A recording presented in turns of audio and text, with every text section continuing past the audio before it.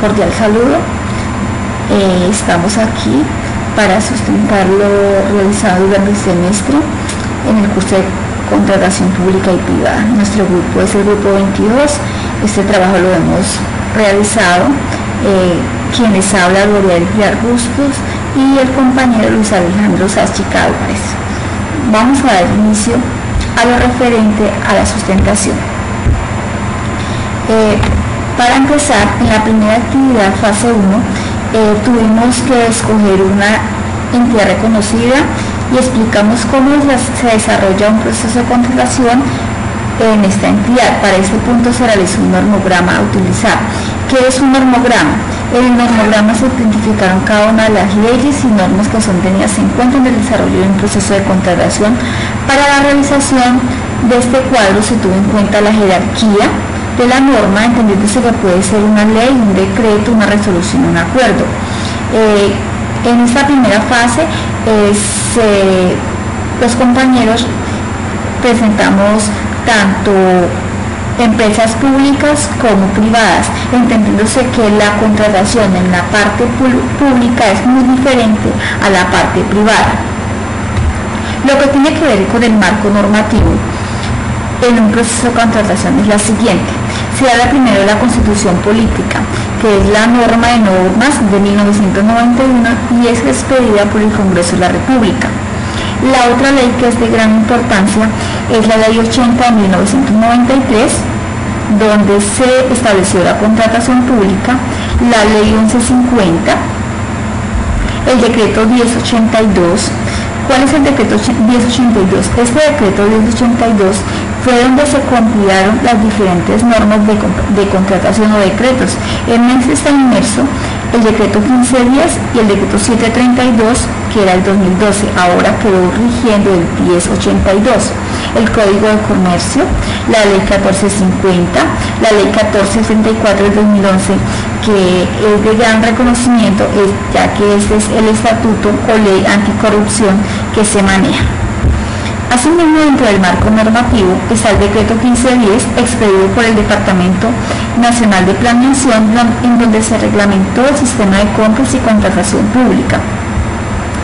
En este decreto se establecieron diferentes parámetros que se debe tener en cuenta a la hora de realizar una contratación pública, como es el de publicar todo el proceso, el de tener dentro de la administración, en este caso, un plan de compras que se debe ser presentado los primeros días del mes, donde están inmersos qué posibles actividades, qué posibles contratos se van a realizar.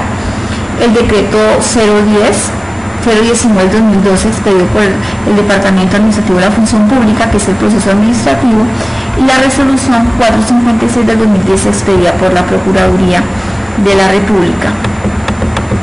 Asimismo, dentro de esa primera fase, pudimos identificar varios procesos que se adelantan en un determinado ente. En este caso estamos hablando de una alcaldía, que es una administración pública, un ente territorial. Entonces ya hay que tener en cuenta que de acuerdo a la cuantía es el proceso. Se habla de licitación pública, de una selección abreviada, un concurso de méritos, una menor cuantía, una mínima cuantía, tiene característica especial que no exceda el 10% de la menor cuantía. Asimismo, la contratación directa. ¿Qué es la contratación directa? Esta contratación directa se basa y se rige bajo la ley 80 y la ley 1150 del 2007, donde se dice que se puede hacer una contratación directa si hay una urgencia manifiesta.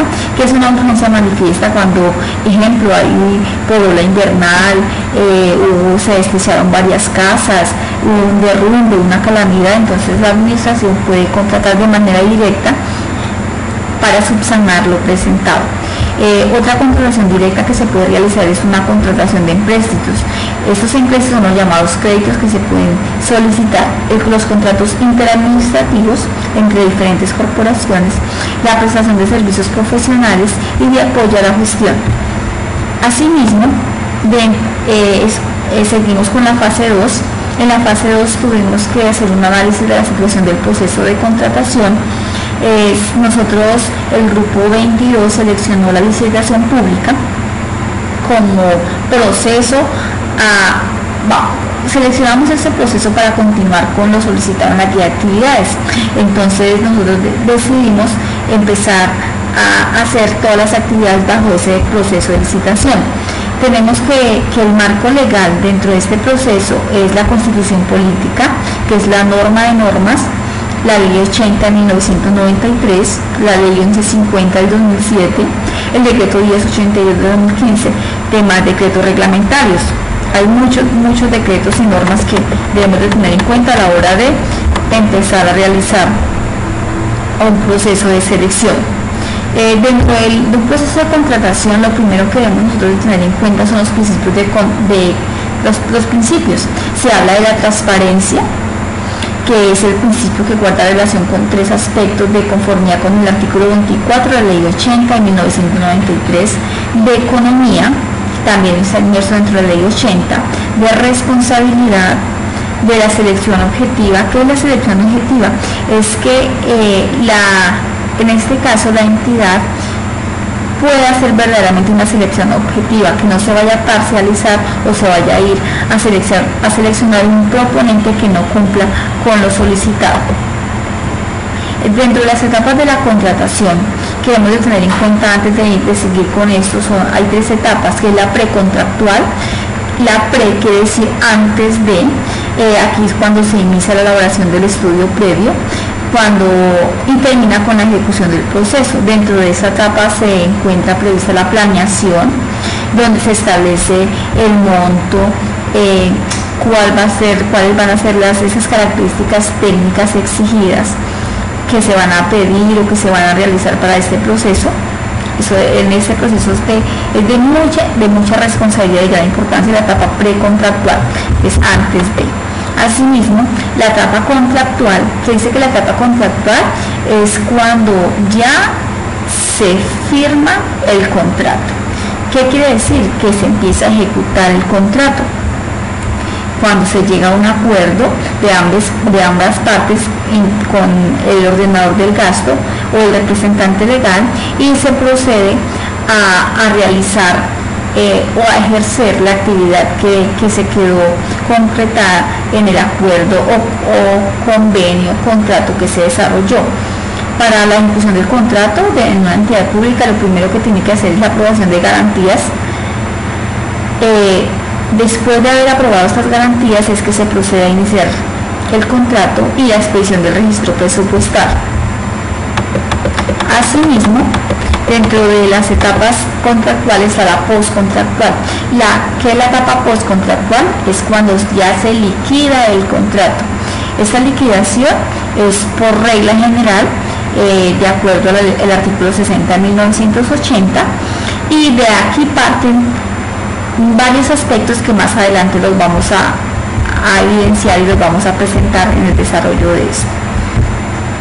Hay varias clases de liquidación, que es de mutuo acuerdo y unilateral. El mutuo acuerdo está establecido en el artículo 11 de la 1150 del 2007, y la unilateral es en aquellos casos en que el contratista no se presente a la liquidación. ¿Qué quiere decir? Si el contrato ya se realizó, ya hay una supervisión, un informe del supervisor, entonces se procede a liquidar el contrato sabiendo que no hubo inconvenientes y ya se llegó a todo lo pactado. Siguiendo con la fase 2, algo que tuvimos que realizar durante la fase 2 fueron los pliegos de condiciones, que son los estudios y documentos previos en el soporte para elaborar el proyecto de pliegos de condición del contrato. Debe permanecer a disposición del público durante el desarrollo del proceso. ¿Qué quiere decir? Este pliego de condiciones es de gran importancia porque la comunidad o las personas interesadas podrán estar pendientes cómo va a ser, qué se va a tener en cuenta, cuáles son las pautas, el cronograma que se va a desarrollar y qué es lo que se requiere, qué requiere de parte de la administración. Dentro de esos pliegos de condiciones se debe describir la necesidad, el objeto a contratar, la modalidad, el valor estimado. Estos son aspectos importantes y que no deben dejar de estar en ese pliego de condiciones. También deben de estar inmersos los criterios para la selección de la oferta más favorable, el análisis del riesgo y la forma de mitigarlo, las garantías de la entidad cuando se requieran, y las indicaciones y el proceso de contratación está cobijado por un acuerdo comercial. Todo debe ir enmarcado de la ley. Asimismo, si nosotros nos vamos al decreto 1082 del 2015, establece que lo primordial que debe tener un pliego de condiciones, que es la descripción técnica, que la descripción es qué es lo que se quiere contratar o cuál es la necesidad que se quiere subsanar, detalladamente el objeto a contratar, la identificación en el cuarto nivel de clasificación de bienes y servicios, la modalidad de selección, qué tipo de contrato lo vamos a hacer, si selección, menor, mínima, de acuerdo a lo que establece la ley, y la justificación. ¿Qué es la justificación? Dentro de ese pliego de condiciones debemos justificar por qué requerimos que se satisfaga esa necesidad que se evidencia. Es importante tener claro que lo que tiene que ver con el pliego de condiciones se realiza en la etapa de planeación del proceso de contratación. Este pliego se hace es lo primero que se va a hacer. Es importante que ese pliego de condiciones no debe contradecir las leyes, sino complementarlas. No debe incluir el articulado de normas técnicas, sino referirlas, hacer una referencia. Debe prever lo imprevisto. ¿Qué quiere decir? Que nosotros debemos de ser muy cuidadosos a la hora de elaborar un estudio previo, porque debemos de saber que se pueden presentar riesgos, entonces debemos de ser muy responsables a la hora de elaborar ese pliego de condiciones de acuerdo a lo que establece en la ley 80 y por supuesto el decreto que está en vigencia, que es el decreto 1082 del 2015, en su artículo 2.2.1.1.2.1.4. Ahí establece todo lo que tenga que ver con el estudio previo. Hasta ahí vamos a dejar lo que fue la fase 2, sabiendo que la fase 2 era diseñar el estudio previo para el proyecto que nosotros, o contrato que nosotros seleccionamos, fue un contrato para suministrar diferentes equipos de cómputo. Si vamos a la fase 3, la fase 3 es el control de la contratación y responsabilidades de quienes ejercen. ¿Qué se tiene establecido aquí? Aquí se tiene establecido realizar una auditoría. En la etapa de control en la administración pública, una auditoría es el proceso que se debe realizar una vez haya terminado el proceso de contratación. Aquí suponemos que ya terminamos el proceso de contratación y tiene como objeto primordial el de evaluar e identificar las fallas dentro del proceso de contratación. El alcance de esta auditoría es el de revisar cada una de las actividades ejecutadas durante el proceso de selección que escogimos como grupo.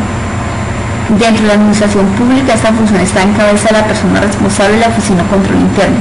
En el caso de nuestro municipio, sabiendo que nosotros escogimos un proceso de la Alcaldía Municipal de Mariquita, esta responsabilidad está en cabeza de la Secretaría de Control Interno, ejercida por el doctor Ismael Escobar Zárate, en donde ellos tienen un equipo auditor para hacer estas diferentes actividades. Es importante saber que el criterio de dicha auditoría es donde se describen las normas. ¿Cuáles son las normas? Las normas que se deben de cumplir y que están inmersas durante el proceso. Los acuerdos, ¿cuáles son los acuerdos? Los acuerdos, si hay acuerdos municipales que establecen que, por ejemplo, para hacer una contratación deben de pedirle permiso al Consejo Municipal, entonces saber si se cumplió con este requisito, si no se cumplió. Dentro de esa criterio de auditoría se debe tener establecido una lista de chequeo. ¿Quién hace esta lista de chequeo? Esta lista de chequeo la hace la administración municipal y tendrá como finalidad evidenciar los posibles hallazgos negativos dentro de un proceso de contratación. Podemos mirar aquí una lista de chequeo. La lista de chequeo, si observamos una lista de chequeo, tiene diferentes, hay aspectos para evaluar, a revisar. Estamos revisando si encontramos posibles hallazgos. Aquí vamos a colocar la normatividad y qué calificación se le puede dar a esta actividad que se debió de haber realizado, si se elaboraron unos diseños de acuerdo a lo establecido en la ley, si no se hizo. Pero a esto también debemos de tener en cuenta que a esto también va a aparecer un hallazgo, si tenemos hallazgos o no tenemos hallazgos. Es importante saber y determinar que la auditoría debe ser bajo estricta responsabilidad, ya que de allí es que depende si nosotros vamos a corregir posibles errores o procedimientos que hayamos podido cometer durante un proceso licitatorio, caso una licitación pública como es nuestro en este momento. La auditoría la realizará un auditor que tiene como objeto el de verificar lo que está establecido en el proceso contractual, si se ha cumplido o no. Como lo habíamos dicho antes, la auditoría se hace con ayuda de una lista de chequeo en donde están inmersas cada una de las actividades o aspectos a revisar, al igual que debe ir consagrado la norma que la regula. O se está aplicando una calificación, y lo más importante que será en esta lista de chequeo es el posible hallazgo que podrá identificar en dado momento, como lo observamos en la anterior diapositiva. Luego de haber realizado la auditoría, lo más seguro es que se evidencien unos hallazgos que nos servirán para crear un mapa de riesgo para el proceso que estamos evaluando. El mapa de riesgos nos podrá determinar si es de alto riesgo o si al contrario es un riesgo que no tendrá muchas consecuencias. Para esto voy a presentarles nosotros hicimos un mapa de riesgos para el proceso que estábamos realizando. Entonces, para su conocimiento,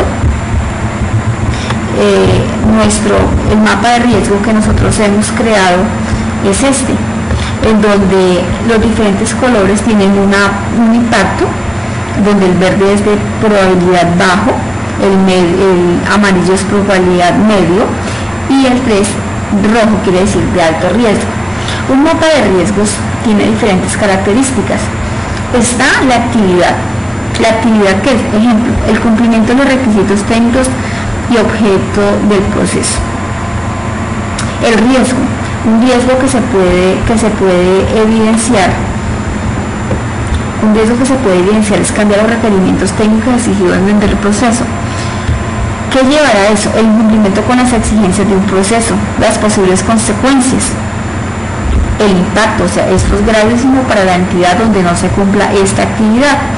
Tiene una probabilidad que pase, nosotros decimos que puede pasar entre 1 y 3, puede pasar 1. Se debe realizar un control y unas acciones, y porque debe tener un responsable y en qué tiempo se va a hacer esta actividad para que esto no vuelva a ocurrir. Si observamos, tenemos varias actividades dentro de ese mapa de riesgo que es, por ejemplo, clasificar y ajustar los requerimientos de la dependencia para establecer cuáles son los bienes que eran incluidos dentro del proceso, el posible riesgo, identificación incorrecta, la descripción de una identificación, la posible consecuencia. Debemos de tener en cuenta que si bien es cierto, este mapa de riesgos, y la auditoría la realiza un ente de control de manera interna, esta persona también tiene la incidencia y la responsabilidad de informar al ente, como es Procuraduría y Contraloría, cuando se haya dado curso a una falla, porque esto puede tener incidencias tanto disciplinarias como administrativas, donde puede haber una posible investigación cuando haya un hallazgo. Cuando nosotros hacemos estas llamadas auditorías, como lo podemos presentar aquí en estas listas de chequeo, cuando nosotros hacemos estas auditorías y se evidencian los hallazgos, es posible que esas auditorías en dada oportunidad pueden traer incidencias negativas para el funcionario que tiene la responsabilidad de hacer el diferente control lo que tiene que ver con la administración pública. Después de nosotros haber realizado ese mapa de riesgos, donde identificamos la probabilidad del riesgo, donde las consecuencias, la descripción, el impacto de este mapa de riesgos que hicimos del proceso como tal, de este mapa, debemos de sacar algo que se denomina un plan de mejoramiento. ¿Qué es un plan de mejoramiento? Un plan de mejoramiento es lo que se debe de realizar en cualquier dependencia o oficina con el objetivo de mejorar, de que no vuelva a ocurrir lo que se pudo haber presentado dentro del proceso de contratación. Es importante que en el plan de mejoramiento hayan unos objetivos, unas actividades que se deben realizar, unos recursos, porque para todo necesitamos recursos, el responsable y el tiempo. Es importante que en el plan de mejoramiento se tengan estipulados cada uno de estos elementos. Dice que implementar acciones que buscan corregir los errores presentados o evidenciados en la auditoría realizada al proceso de contratación seleccionada. Como vemos, la auditoría es algo que está inmerso en cada uno de los pasos que se requieren al control de un proceso de contratación, porque si nosotros hacemos la auditoría bien y tenemos una lista de chequeo adecuada, de ahí vamos a poder determinar los posibles riesgos y ahí vamos a sacar el plan de mejoramientos que debe tener la entidad o en su defecto la dependencia. Cuando hablamos de recursos es importante saber que son recursos humanos, técnicos o financieros que se podrían llegar a utilizar para subsanar lo presentado. El responsable es oficina de planeación, el jefe de planeación y el ordenador del gasto, y el tiempo, pues se debe saber que si es un proceso de contratación, entonces es revisarlo antes de que se publique, sabiendo que los procesos de contratación siempre deben de ser publicados de acuerdo a lo establecido en la ley. Según lo establece la ley, todo contrato debe estar publicado en la página del SECO. Es www.contratos.gov.co. ahí encontrará uno todos los procesos de contratación. Señor tutor y compañeros, pues esta es nuestra sustentación de lo que hemos visto en cada una de las fases de este curso durante el semestre, que fue de contratación pública, como lo fue la fase 1, la fase 2 y la fase 3. Espero que hayamos alcanzado esos objetivos que se están establecidos en la guía de actividades, sabiendo que la contratación pública es importante que conozcamos y sepamos cada uno de los procesos que se llevan a cabo en estas entidades para sacar un proceso. Espero que les haya gustado. Entonces quedo atenta a cualquier situación. Entonces se despide Gloria del Pilar Bustos del grupo 22. Muchísimas gracias por su atención.